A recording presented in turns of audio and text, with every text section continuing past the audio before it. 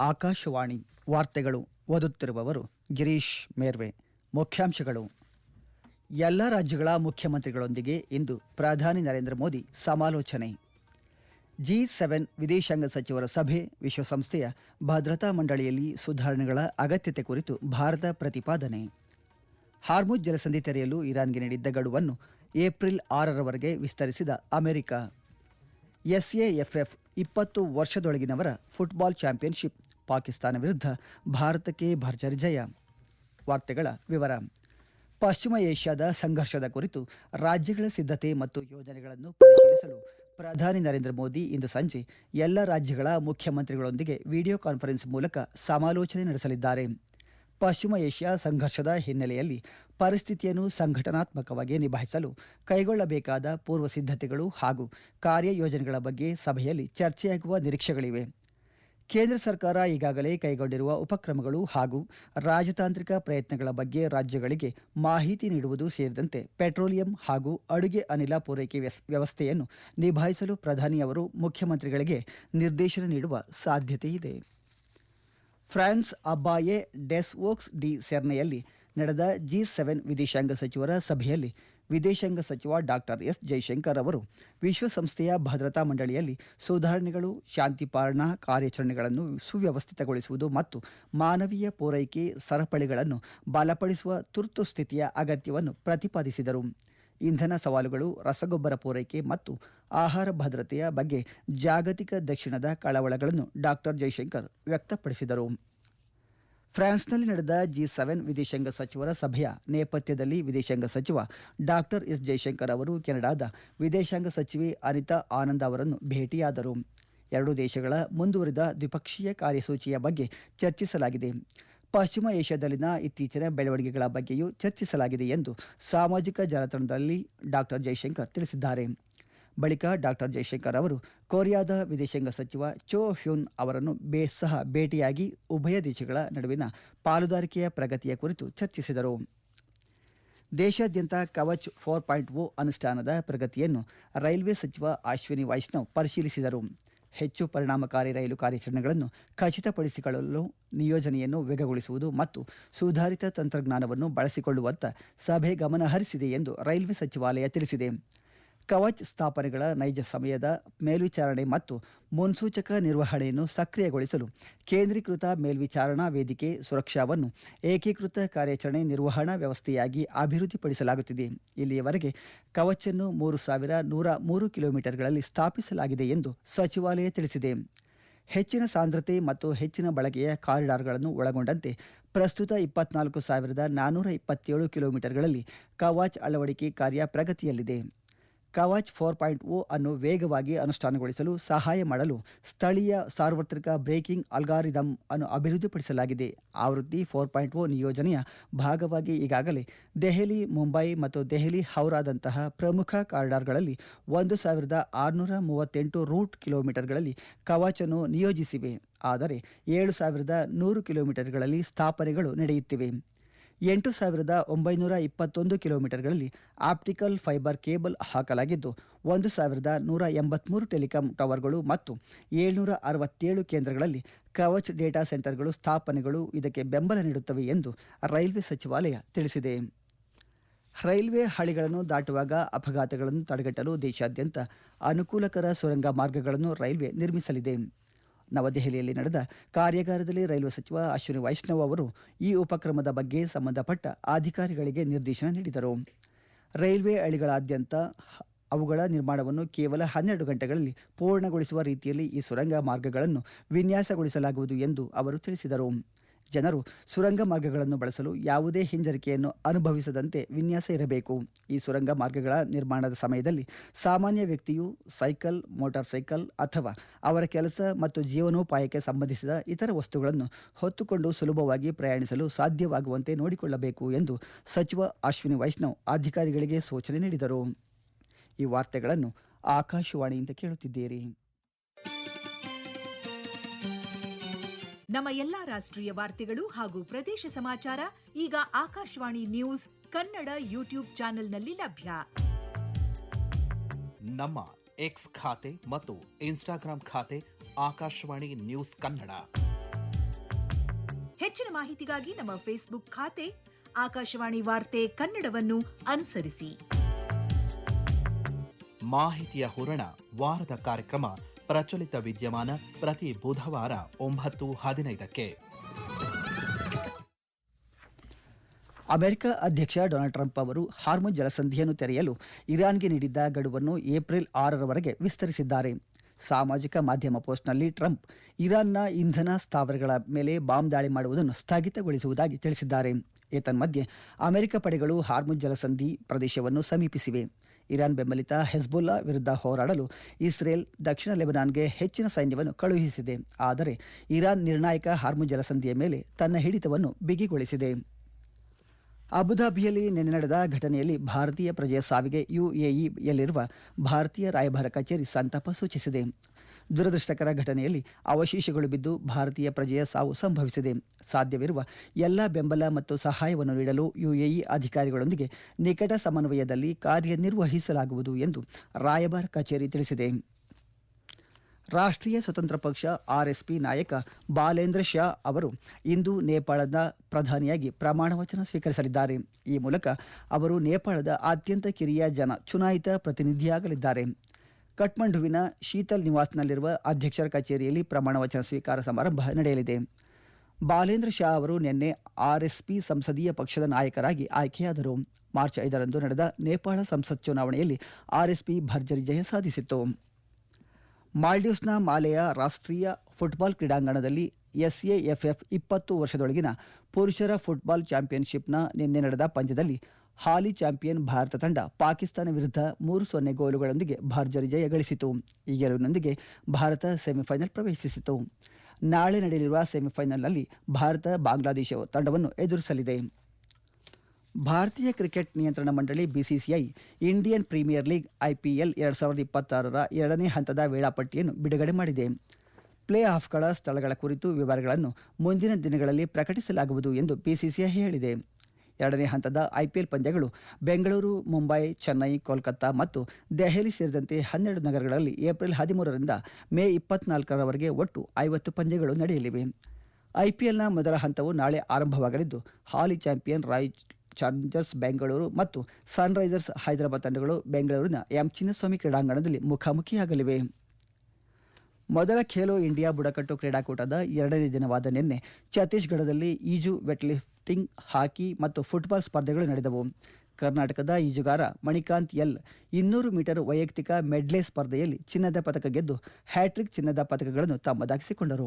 ಏತನ್ಮಧ್ಯೆ ಒಡಿಶಾದ ಅಂಜಲಿ ಮುಂಡಾ ಮಹಿಳೆಯರ 200 ಮೀಟರ್ ವೈಯಕ್ತಿಕ ಮೆಡ್ಲೆ ಸ್ಪರ್ಧೆಯಲ್ಲಿ ಚಿನ್ನದ ಪದಕ ಗೆದ್ದರು. ಈ ಮೂಲಕ ಸ್ಪರ್ಧೆಯಲ್ಲಿ ತಮ್ಮ 2ನೇ ಚಿನ್ನವನ್ನು ಗಳಿಸಿದರು. ವೇಟ್ ಲಿಫ್ಟಿಂಗ್ನಲ್ಲಿ ಅಸ್ಸಾಂನ ಮೋನಿಕಾ ಸೋನೋವಾಲ್ 48 ಕಿಲೋಗ್ರಾಂ ವಿಭಾಗದಲ್ಲಿ ಚಿನ್ನದ ಪದಕ ವಿಜೇತರಾದರೆ ಮಿಜೋರಾಂನ ಇಸಾಕ್ ಮುಲ್ಸ್ಟಾಮುಟಗಾ 60 ಕಿಲೋಗ್ರಾಂ ವಿಭಾಗದಲ್ಲಿ ಚಿನ್ನ ಗೆದ್ದರು. ಪದಕ ಪಟ್ಟಿಯಲ್ಲಿ ಕರ್ನಾಟಕ 6 ಚಿನ್ನ ಮತ್ತು 2 ಬೆಳ್ಳಿ ಪದಕಗಳೊಂದಿಗೆ ಮುಂಚೂಣಿಯಲ್ಲಿದೆ. ಒಡಿಶಾ 3 ಚಿನ್ನ, 1 ಬೆಳ್ಳಿ ಮತ್ತು 4 ಕಂಚಿನ ಪದಕಗಳೊಂದಿಗೆ 2ನೇ ಸ್ಥಾನದಲ್ಲಿದೆ. 3ನೇ ದಿನವಾದ ಇಂದು ಈಜು, ವೇಟ್ ಲಿಫ್ಟಿಂಗ್, ಹಾಕಿ, ಫುಟ್ಬಾಲ್ ಮತ್ತು ಕುಸ್ತಿ ಸ್ಪರ್ಧೆಗಳು ನಡೆಯಲಿವೆ. ಖೇಲೋ ಇಂಡಿಯಾ ಬುಡಕಟ್ಟು ಕ್ರೀಡಾಕೂಟವು ಇದೇ 25ರಂದು ಛತ್ತೀಸ್ಗಢದಲ್ಲಿ ಪ್ರಾರಂಭವಾಯಿತು ಮತ್ತು ಏಪ್ರಿಲ್ 3ರವರೆಗೆ ಮುಂದುವರಿಯುತ್ತದೆ. 30 ರಾಜ್ಯಗಳು ಮತ್ತು ಕೇಂದ್ರಾಡಳಿತ ಪ್ರದೇಶಗಳಿಂದ 3,000ಕ್ಕೂ ಹೆಚ್ಚು ಕ್ರೀಡಾಪಟುಗಳು ಈ ಕ್ರೀಡೆಯಲ್ಲಿ ಭಾಗವಹಿಸಿದ್ದಾರೆ. ಬಿಲ್ಲುಗಾರಿಕೆ, ಅಥ್ಲೆಟಿಕ್ಸ್, ಫುಟ್ಬಾಲ್, ಹಾಕಿ, ಈಜು, ಭಾರ ಎತ್ತುವ ಸ್ಪರ್ಧೆ ಮತ್ತು ಕುಸ್ತಿ ಎಂಬ 7 ವಿಭಾಗಗಳಲ್ಲಿ ಸ್ಪರ್ಧೆಗಳು ನಡೆಯುತ್ತಿದ್ದು ಮಲ್ಲಕಂಬ ಮತ್ತು ಕಬಡ್ಡಿಯನ್ನು ಪ್ರದರ್ಶನ ಕ್ರೀಡೆಗಳಾಗಿ ಸೇರಿಸಲಾಗಿದೆ. ಈ ಕ್ರೀಡಾಕೂಟಗಳು ರಾಯ್ಪುರ, ಬಸ್ತಾರ್ ಮತ್ತು ಸುರ್ಗುಜಾದಲ್ಲಿ ನಡೆಯುತ್ತಿವೆ. ಕೊನೆಯಲ್ಲಿ ಮತ್ತೊಮ್ಮೆ ಮುಖ್ಯಾಂಶಗಳು. ಎಲ್ಲ ರಾಜ್ಯಗಳ ಮುಖ್ಯಮಂತ್ರಿಗಳೊಂದಿಗೆ ಇಂದು ಪ್ರಧಾನಿ ನರೇಂದ್ರ ಮೋದಿ ಸಮಾಲೋಚನೆ. G7 ವಿದೇಶಾಂಗ ಸಚಿವರ ಸಭೆ, ವಿಶ್ವಸಂಸ್ಥೆಯ ಭದ್ರತಾ ಮಂಡಳಿಯಲ್ಲಿ ಸುಧಾರಣೆಗಳ ಅಗತ್ಯತೆ ಕುರಿತು ಭಾರತ ಪ್ರತಿಪಾದನೆ. ಹಾರ್ಮುಜ್ ಜಲಸಂಧಿ ತೆರೆಯಲು ಇರಾನ್ಗೆ ನೀಡಿದ್ದ ಗಡುವನ್ನು ಏಪ್ರಿಲ್ 6ರವರೆಗೆ ವಿಸ್ತರಿಸಿದ ಅಮೆರಿಕ. ಎಸ್ಎಎಫ್ಎಫ್ 20 ವರ್ಷದೊಳಗಿನವರ ಫುಟ್ಬಾಲ್ ಚಾಂಪಿಯನ್ಶಿಪ್, ಪಾಕಿಸ್ತಾನ ವಿರುದ್ಧ ಭಾರತಕ್ಕೆ ಭರ್ಜರಿ ಜಯ. ಇಲ್ಲಿಗೆ ವಾರ್ತಾ ಪ್ರಸಾರ ಮುಕ್ತಾಯವಾಯಿತು. ನಮ್ಮ ಮುಂದಿನ ವಾರ್ತಾ ಪ್ರಸಾರ ಈ ಮಧ್ಯಾಹ್ನ 12 ಗಂಟೆಗೆ.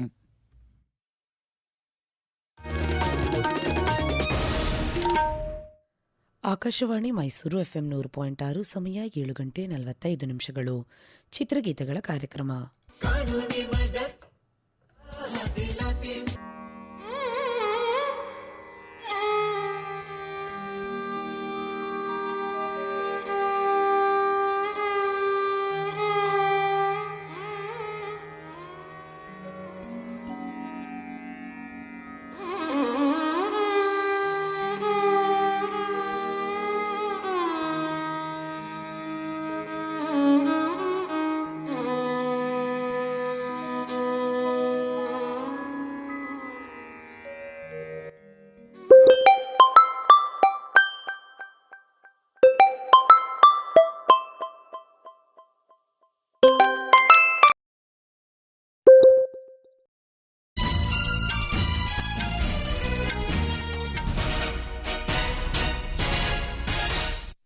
मुख्य समाचार। प्रधानमंत्री नरेंद्र मोदी पश्चिम एशिया संघर्ष पर आज शाम मुख्यमंत्रियों के साथ चर्चा करेंगे। निर्वाचन आयोग ने केरल विधानसभा चुनाव के लिए अंतिम मतदाता सूची प्रकाशित की। विदेश मंत्री सुब्रमण्यम जयशंकर ने संयुक्त राष्ट्र सुरक्षा परिषद में सुधारों, शांति रक्षा अभियानों को सुव्यवस्थित करने और मानवीय सहायता आपूर्ति श्रृंखलाओं को मजबूत करने की तत्काल आवश्यकता पर बल दिया। राष्ट्रीय स्वतंत्र पार्टी के नेता बालेंद्र शाह आज नेपाल के प्रधानमंत्री पद की शपथ लेंगे। आर्थिक सहयोग और विकास संगठन ने चालू वित्त वर्ष में भारत की जीडीपी विकास दर 7.6% और 2026-27 में 6.1% रहने का अनुमान लगाया। और फुटबॉल में भारत ने सैफ अंडर 20 चैंपियनशिप में पाकिस्तान को हराकर सेमीफाइनल में जगह बनाई। अब समाचार विस्तार से। प्रधानमंत्री नरेंद्र मोदी आज शाम पश्चिम एशिया संघर्ष पर वीडियो कॉन्फ्रेंस के माध्यम से सभी राज्यों के मुख्यमंत्रियों से बातचीत करेंगे और राज्यों की तैयारियों तथा योजनाओं की समीक्षा करेंगे। सूत्रों के अनुसार बैठक में टीम इंडिया की भावना से समन्वित प्रयासों को सुनिश्चित करने पर बल दिया जाएगा। हालांकि आदर्श आचार संहिता के कारण चुनाव वाले राज्यों के मुख्यमंत्री इस बैठक में शामिल नहीं होंगे। इससे पहले प्रधानमंत्री मोदी ने संसद के दोनों सदनों में पश्चिम एशिया में चल रहे संघर्ष पर भारत का रुख स्पष्ट किया था। श्री मोदी ने कहा था कि सरकार पेट्रोल, डीजल, तेल, गैस और उर्वरकों की सुचारू आपूर्ति सुनिश्चित कर रही है। उन्होंने सदन को बताया था कि भारत ने पिछले 11 वर्षों में ऊर्जा आयात के अपने स्रोतों को 27 देशों से बढ़ाकर 41 देशों तक कर दिया है। इससे किसी एक क्षेत्र पर निर्भरता कम हो गई है। केरल ಸಿಂಗರಡುನಲ್ಲಿ ಮಿದುಂ ಮಲಯಾಳಂ ಫ್ಯಾಕಲ್ಟಿನಿಂದ ಒಳಬರುವ ಧ್ವನಿ ಕರೆ ಇದೆ। केरल में विधानसभा चुनावों के लिए अंतिम मतदाता सूची कल रात प्रकाशित की गई। ब्यौरा हमारे संवाददाता से। अंतिम मतदाता सूची के अनुसार केरल में कुल 2,71,42,952 मतदाता हैं। इस सूची में 19 वर्ष से कम आयु के 4,66,408 नए मतदाता भी शामिल हैं। गौरतलब है कि राज्य में 110 वर्ष से अधिक आयु के 54 मतदाता हैं। एसआईआर के बाद पात्र हुए मतदाताओं सहित अंतिम मतदाता सूची के प्रकाशन और नामांकन वापसी प्रक्रिया के पूरा होने के साथ केरल में जोरदार चुनावी अभियान शुरू होने वाला है। तिरुवनंतपुरम से स्मित अहम पल्लू रथुई की रिपोर्ट के साथ समाचार कक्ष से कृष्णकांत। पुदुचेरी से हमारे संवाददाता ने बताया है कि उम्मीदवारों के नाम की अंतिम सूची आने के साथ ही चुनाव प्रचार और चुनाव तैयारियां जोर पकड़ चुकी हैं। केंद्र शासित प्रदेश पुदुचेरी में चुनाव प्रचार गति पकड़ रहा है। भाजपा महिला मोर्चा की राष्ट्रीय अध्यक्ष और कोयम्बटूर दक्षिण की विधायक वंथी श्रीनिवासन ने कल प्रचार के दौरान विपक्षी इंडिया गठबंधन की आलोचना करते हुए कहा कि इसमें एकता और समन्वय की कमी है। वहीं सांसद और प्रदेश कांग्रेस कमेटी के अध्यक्ष वी वैथिलिंगम ने थट्टन चावड़ी निर्वाचन क्षेत्र के पुडुपेट इलाके में चुनाव प्रचार शुरू किया। इस बीच प्रशासनिक स्तर पर भी चुनाव तैयारियां तेज हो गई हैं। कराईकाल में जिला निर्वाचन अधिकारी इशिता राठी के नेतृत्व में मतदान कर्मियों के निष्पक्ष चयन का दूसरा चरण संपन्न हुआ। ये प्रक्रिया पारदर्शी ढंग से सामान्य पर्यवेक्षकों की उपस्थिति में पूरी की गई। पुदुचेरी से बिपिन एसनाथ की रिपोर्ट के साथ समाचार कक्ष से आनंद पाठक। असम में विधानसभा चुनावों के लिए 67 उम्मीदवारों ने कल अपना नामांकन वापस ले लिया। इसके साथ ही राज्य विधानसभा चुनावों में कुल 722 उम्मीदवार मैदान में बचे हैं। इस बीच चुनाव से पहले राज्य भर में प्रवर्तन एजेंसियों ने निगरानी बढ़ा दी है। 15 से 26 मार्च के बीच 37 करोड़ रुपए से अधिक की वस्तुएं जब्त की गई हैं। विदेश मंत्री डॉक्टर एस जयशंकर ने कल G7 विदेश मंत्रियों की बैठक संयुक्त राष्ट्र सुरक्षा परिषद में सुधार की तत्परता, शांति रक्षक अभियानों को व्यवस्थित करने और मानवीय आपूर्ति श्रृंखलाओं के सशक्तिकरण का उल्लेख किया। एक सोशल मीडिया पोस्ट में डॉक्टर जयशंकर ने कहा कि उन्होंने वैश्विक शासन में सुधार को लेकर बातचीत की। फ्रांस में आयोजित बैठक में उन्होंने ऊर्जा चुनौतियों, उर्वरक आपूर्ति और खाद्य सुरक्षा को लेकर ग्लोबल साउथ के देशों की चिंताओं को विशेष रूप से उठाया। विदेश मंत्री सुब्रमण्यम जयशंकर G7 विदेश मंत्रियों की बैठक में भागीदारी करने के लिए फ्रांस की 2 दिन की यात्रा पर हैं। सरकार ने कहा है कि भारत के पास कुल 74 दिनों की आरक्षित ऊर्जा क्षमता है। कच्चे तेल, उत्पाद भंडार और भूमिगत भंडारों में बने विशेष कार्यनीतिक भंडारण को मिलाकर वास्तविक स्टॉक लगभग 60 दिनों का है। पेट्रोलियम और प्राकृतिक गैस मंत्रालय ने दोहराया है कि भारत में पेट्रोलियम और LPG की आपूर्ति की स्थिति पूरी तरह सुरक्षित और नियंत्रण में है। मंत्रालय ने कहा कि सभी खुदरा ईंधन दुकानों पर पर्याप्त आपूर्ति है और देश में कहीं भी पेट्रोल, डीजल या LPG की कमी नहीं है। घरेलू रिफाइनरी उत्पादन में 40% की वृद्धि हुई है। संसदीय कार्य मंत्री किरेन रिजिजू ने कहा है कि पश्चिम एशिया संकट के बावजूद प्रधानमंत्री नरेंद्र मोदी के नेतृत्व में भारत की अर्थव्यवस्था अच्छा प्रदर्शन कर रही है। श्री रिजिजू ने कहा कि भारतीय जहाज होर्मुज जलडमरू मध्य से सुरक्षित रूप से गुजर रहे हैं। आर्थिक सहयोग और विकास संगठन OECD ने भारत की सकल घरेलू उत्पाद GDP वृद्धि दर 2025-26 में 7.6%, 2026-27 में 6.1% और 2027-28 में 6.4% रहने का अनुमान व्यक्त किया है। इससे भारत विश्व की सबसे तेजी से बढ़ती प्रमुख अर्थव्यवस्था बना रहेगा। संगठन की अंतरिम आर्थिक आउटलुक रिपोर्ट में कहा गया है कि पश्चिम एशिया में चल रहा संघर्ष वैश्विक अर्थव्यवस्था की मजबूती की परीक्षा ले रहा है।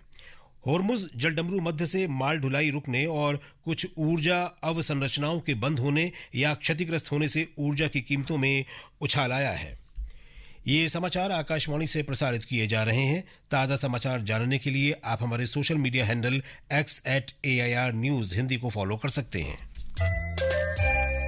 वाह विक्रम, ये ठाट बाट बोर्ड मीटिंग्स के चर्चे, कोई लॉटरी लगी है क्या? अरे लॉटरी नहीं राज, कंपनी सेक्रेटरी की डिग्री है, कंपनी में की मैनेजरियल पर्सन हूँ। सुना है बहुत पावरफुल पोस्ट होती है। पावर भी, प्रतिष्ठा भी और शानदार पैकेज भी। विस्तृत जानकारी के लिए लॉग इन करें www.icsi.edu पर। कॉर्पोरेट सेक्टर की भरे उड़ान, पाई रुतबा और नई पहचान। कानूनी मदद और सलाह दिलाती, टेलीनो हमें सही राह दिखाती। कानूनी मदद और सलाह दिलाती, टेलीनो हमें सही राह दिखाती। अब टेलीलॉ के माध्यम से न सिर्फ घर बैठे मुफ्त कानूनी सलाह ले सकते हैं, बल्कि अनुभवी वकीलों से कोर्ट में कानूनी सहायता भी पा सकते हैं। तो डाउनलोड करें आज ही tele law for citizens mobile app अथवा लॉग इन करें www.tele-law.in या अपने नजदीकी CSC सेंटर से संपर्क करें। न्याय विभाग भारत सरकार द्वारा जनहित में जारी। समाचार प्रभात में आपका फिर स्वागत है। राष्ट्रीय स्वतंत्र पार्टी RSP के नेता बालेंद्र शाह आज नेपाल के प्रधानमंत्री के रूप में शपथ लेंगे। शपथ ग्रहण समारोह काठमांडू के शीतल निवास स्थित राष्ट्रपति कार्यालय में आज दोपहर होगा। बालेंद्र शाह को कल RSP संसदीय दल का नेता चुना गया। इससे वे नेपाल के सबसे युवा निर्वाचित प्रधानमंत्री बनने की राह पर अग्रसर हुए हैं। उनकी पार्टी ने 5 मार्च को हुए संसदीय चुनाव में भारी बहुमत से जीत हासिल की। रैपर से राजनेता बने 35 वर्षीय बालेंद्र शाह देश में सर्वोच्च कार्यकारी पद संभालने वाले मधेश क्षेत्र के पहले व्यक्ति होंगे। नेपाल ने बालेन के नाम से लोकप्रिय पूर्व काठमांडू मेयर बालेंद्र शाह और उनकी RSP को अगली सरकार बनाने के लिए चुना है। पिछले साल हुए जेन जी के हिंसक विरोध प्रदर्शनों के बाद हुए पहले आम चुनावों में पारंपरिक दलों को करारा झटका लगा है। श्री बालेन ने 4 बार के प्रधानमंत्री रह चुके KP शर्मा ओली को भारी अंतर से हराया था। समाचार कक्ष से मैं मनोज। उत्तर प्रदेश में रामनवमी का पर्व आज श्रद्धा भाव से मनाया जा रहा है। रामनवमी का मुख्य आकर्षण अयोध्या है, जहां श्री राम जन्मभूमि मंदिर में सूर्य स्नान होगा। दूरदर्शन पर इसका सीधा प्रसारण किया जाएगा। भय प्रगट कृपाला भगवान राम के जन्मदिन के उपलक्ष्य में अयोध्या के 5000 से अधिक मंदिरों को भव्य रूप से सजाया गया है। श्री राम जन्मभूमि मंदिर में सुबह भगवान राम के अभिषेक के बाद ठीक दोपहर 12 बजे गर्भगृह में सूर्य तिलक होगा, जब सूर्य की किरणें लगभग 4 मिनट तक रामलला के माथे पर पड़ेंगी। ये एक दिव्य क्षण होगा। इसके बाद 56 भोग प्रसाद चढ़ाए जाएंगे। आज शाम चित्रकूट में मंदाकिनी नदी के किनारे लगभग 22 लाख दिए जलाए जाएंगे। सुशील चंद्र तिवारी, आकाशवाणी समाचार, लखनऊ। अयोध्या से हमारे संवाददाता ने बताया है कि रामनवमी के अवसर पर श्रद्धालुओं में विशेष उत्साह देखने को मिल रहा है। धर्मनगरी अयोध्या में वासंतिक नवरात्रि के अंतिम दिन और चैत्र रामनवमी पर प्रभु श्री राम के जन्मोत्सव की पावन बेला में ब्रह्ममुहूर्त से ही लाखों श्रद्धालु पावन शैला सरयू में स्नान कर रहे हैं। यहाँ भजन कीर्तन करते विदेशी और अप्रवासी भारतीय सहित देश के कोने कोने से आए श्रद्धालु चारों ओर धार्मिक जय घोष, अनुष्ठानों का क्रम, शोभा यात्राएं, राम कथा के प्रवचन और श्रद्धा भक्ति आस्था को समर्पित बढ़ते कदम दिख रहे हैं। तन्मय सोनी, आकाशवाणी समाचार, अयोध्या। आकाशवाणी का समाचार सेवा प्रभाग अपने विशेष कार्यक्रमों की नई श्रृंखला पीपल्स पद्म ऑन आकाशवाणी में ओडिशा के महेंद्र कुमार मिश्रा से बातचीत प्रसारित करेगा। मेरा बचपन आदिवासी बच्चों के साथ खेलने कूदने नाचने को मिला, आदिवासी दोस्तों के साथ। वो मेरे आदिवासी लोक संगीत, लोक नृत्य और लोक साहित्य की ओर प्रेरित किया। 1984 से 1992 तक मैंने कलाहांडी के ऊपर पीएचडी किया, लेकिन पीएचडी के साथ मेरा रिसर्च कभी बंद नहीं हुआ। दूसरों से टेप रिकॉर्डर मांगता था, मेरे दोस्तों से कैमरा मांगता था, रिकॉर्डिंग करता था। आने के बाद उसको फिर मैंने ट्रांसक्राइब करके मैं उसको रखता था। ऐसे काफी गीत और कहानी है जिसको कि हम सुन के उसको अपनाया, उसका अर्थ निरूपण किया, उसका विश्लेषण किया और विश्लेषण करके उसके ऊपर किताब लिखा। ये बातचीत आज सवेरे 9:10 पर आकाशवाणी गोल्ड चैनल पर प्रसारित की जाएगी। और अब बात खेलों की। दक्षिण एशियाई फुटबॉल महासंघ सैफ अंडर 20 चैंपियनशिप में कल वर्तमान चैंपियन भारत ने पाकिस्तान को 3-0 से हरा दिया। इस जीत के साथ भारत ने सेमीफाइनल में जगह बना ली है। भारत ने तीसरे मिनट में विशाल यादव के गोल से बढ़त हासिल की। ग्रुप बी के सेमीफाइनल मुकाबले में कल भारत का सामना बांग्लादेश से होगा। ये समाचार हमारी वेबसाइट www.newsonair.gov.in और हमारे news on AIR mobile app पर भी उपलब्ध हैं। नमस्ते सुनीता, कैसी हो? आज यहाँ कैसे आना हुआ? नमस्ते दीदी, आज मेरी बेटी 14 साल की हो गई है, उसी के लिए गिफ्ट लेने आई हूँ। बधाई हो। अब गिफ्ट के साथ साथ उसे HPV का टीका भी लगवा दो। ये कौन सा टीका है दीदी? ये टीका सर्विकल कैंसर से हमारी बेटियों का बचाव करता है और हमारी सरकार ने इसे 14 साल की लड़कियों के लिए सरकारी स्वास्थ्य केंद्रों में बिल्कुल मुफ्त कर दिया है। मैं वहीं से तो आ रही हूँ अपनी बेटी को टीका लगवा कर। टीका लगवाने के बाद कोई दिक्कत हुई? नहीं, कोई दिक्कत नहीं हुई। तुम भी आज ही अपनी बेटी को HPV का टीका लगवाने के लिए वैक्सीन पोर्टल UN पर रजिस्टर कर लो। धन्यवाद दीदी। भारत सरकार ने सर्विकल कैंसर से बचाव के लिए 14 साल की लड़कियों के टीकाकरण को सरकारी स्वास्थ्य केंद्रों पर निशुल्क उपलब्ध किया है। आज ही www.un.mohfw.gov.in पे जाके HPV वैक्सीनेशन के लिए रजिस्टर करवाएं। ये संदेश भारत सरकार के स्वास्थ्य और परिवार कल्याण मंत्रालय द्वारा जनहित में जारी। और अब आज के समाचार पत्रों की सुर्खियों के साथ हैं मुनीश शर्मा। धन्यवाद विशाल। पश्चिम एशिया में जारी संघर्ष के बीच राहत की बड़ी खबर राजस्थान पत्रिका सहित कई अखबारों में है। भारत के लिए खुला होर्मुज का रास्ता। ईरान के विदेश मंत्री ने भारत सहित 5 मित्र देशों के जहाजों को सुरक्षित निकासी की छूट दी। दैनिक भास्कर ने केंद्र सरकार के हवाले से लिखा है, तेल और गैस से जुड़ी अफवाहों पर ध्यान न दें। देश में पेट्रोल, डीजल और LPG का 60 दिन का स्टॉक है मौजूद।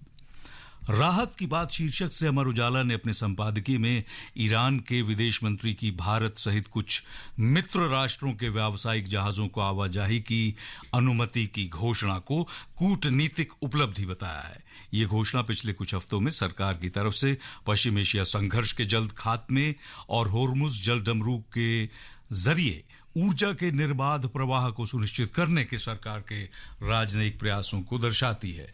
समाज पर धब्बा है दहेज से जुड़ी मौत की घटनाएं। सर्वोच्च न्यायालय की टिप्पणी जनसत्ता में है। एक मामले की सुनवाई के दौरान शीर्ष न्यायालय ने कहा, दहेज से जुड़ी मौत के मामले गहरी शर्मिंदगी और बड़ी सामाजिक बुराई हैं। विकास की नई उड़ान को तैयार नोएडा एयरपोर्ट। दैनिक जागरण के अनुसार एक रनवे के साथ शुरू हो जाएगा एशिया का सबसे बड़ा एयरपोर्ट। प्रधानमंत्री करेंगे लोकार्पण। धन्यवाद मुनीश। और अब अंत में मुख्य समाचार एक बार फिर। प्रधानमंत्री नरेंद्र मोदी पश्चिम एशिया संघर्ष पर आज शाम मुख्यमंत्रियों के साथ चर्चा करेंगे। निर्वाचन आयोग ने केरल विधानसभा चुनाव के लिए अंतिम मतदाता सूची प्रकाशित की। विदेश मंत्री सुब्रमण्यम जयशंकर ने संयुक्त राष्ट्र सुरक्षा परिषद में सुधारों, शांति रक्षा अभियानों को सुव्यवस्थित करने और मानवीय सहायता आपूर्ति श्रृंखलाओं को मजबूत करने की तत्काल आवश्यकता पर बल दिया। राष्ट्रीय स्वतंत्र पार्टी के नेता बालेंद्र शाह आज नेपाल के प्रधानमंत्री पद की शपथ लेंगे। आर्थिक सहयोग और विकास संगठन ने चालू वित्त वर्ष में भारत की जीडीपी विकास दर 7.6% रहने का अनुमान लगाया। और फुटबॉल में भारत ने सैफ अंडर-20 चैंपियनशिप में पाकिस्तान को हराकर सेमीफाइनल में जगह बनाई। इसके साथ ही समाचार प्रभात का ये अंक समाप्त हुआ। नमस्कार। Akashvani presents morning news.